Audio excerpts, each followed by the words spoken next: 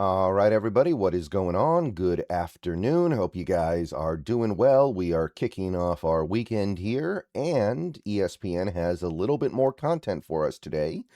So, we're going to be taking a look at what they think in terms of offensive tackles in the NFL and whether or not the Seahawks have made some strides of improvement in this area. So, as we've been talking about the last several days, ESPN has an annual series where they poll executives, coaches, and scouts, and they rank the top players at every position. And today they are doing the offensive tackles, which is a position that typically the Seahawks don't do very well in. They've had some fairly good players at this position over the years, but they traditionally don't make it all that high, and sometimes just because of reputation more than anything else, they don't get a lot of credit from a poll like this. But let's take a look at what they have this year. This video is sponsored by Prize Picks, and I think we all know who our offensive tackles are, and we also have a pretty good idea of whether or not we think they belong on a list like this. So this is going to be left and right, so it's a little bit harder to make the list because you're competing with guys on both sides. Now, generally speaking, left tackle is going to be viewed as more valuable than right tackle, but there are going to be guys of both sides on this list. So therefore, let's go ahead and take a look and see what they have at the top here. Sewell, number 1, sure, seems reasonable. Trent Williams, number 2, getting kind of old. I don't know if this is still the case, but he is still very good. And again, this is a format that tends to reward players that have been good for a long time, more so than players that are good right now. I don't know if Trent Williams is really the second best tackle in football, but that's just kind of the nature of this article series every year. Those guys do tend to get rewarded because people are very aware of them. All right. Tristan Wirfs, number 3 here. So I agree with that. In fact, Tristan Wirfs might be my number 1, honestly. Jordan Maitaya of the Philadelphia Eagles at number 4 here, sure.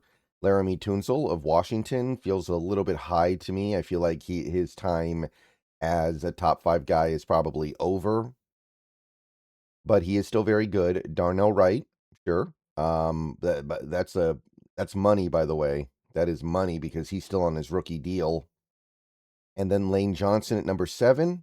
All right. I mean, he's 36 now. I would definitely proceed with caution here, but he hasn't hit that washed up stage yet. Then you got Andrew Thomas, which is this is now kind of the territory where we can start talking about the Seahawks and their players. I don't know. I don't know about that one. I don't know if I'd put Andrew Thomas over Charles Cross. He did have a very good year last year, but he's had a lot of issues with injuries in his career that Charles Cross has not. But at the same time, it's reasonable. It's not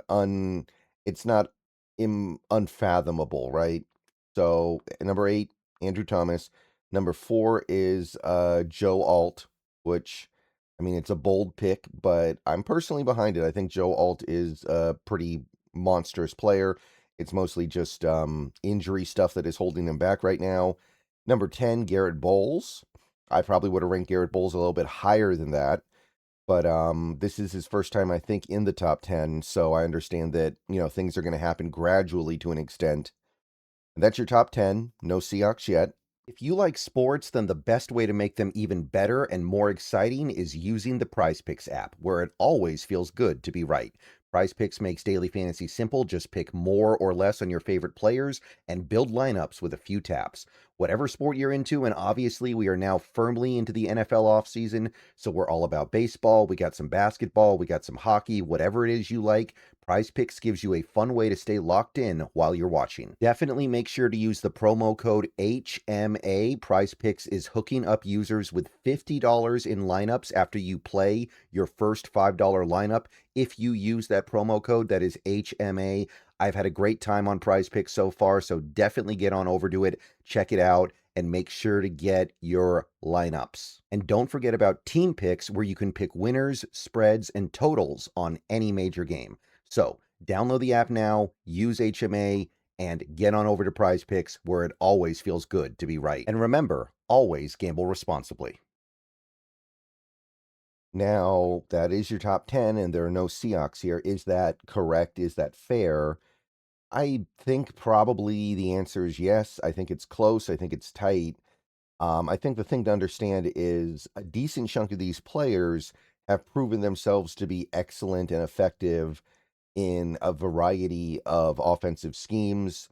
They've proven themselves to be very good no matter what the circumstances are around them.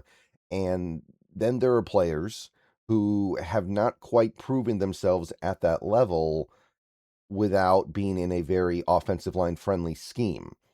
That's the thing to keep in mind. The Seattle Seahawks last year had a scheme that was relatively friendly to their offensive line play, which makes life just a little bit easier for your tackles. Kubiak did a good job supporting those guys and making them look good. Now, what I would push back on is I think that's also true of Garrett Bowles. I think that's true of Trent Williams. I think that's true of a lot of these guys on this list. There are a lot of guys on this list who are in offenses that are schemed up to make the offensive line look better.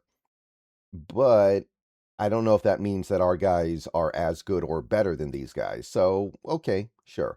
Let's get to honorable mentions here. Rashawn Slater makes the list here, so there's another example of a right tackle who makes the list.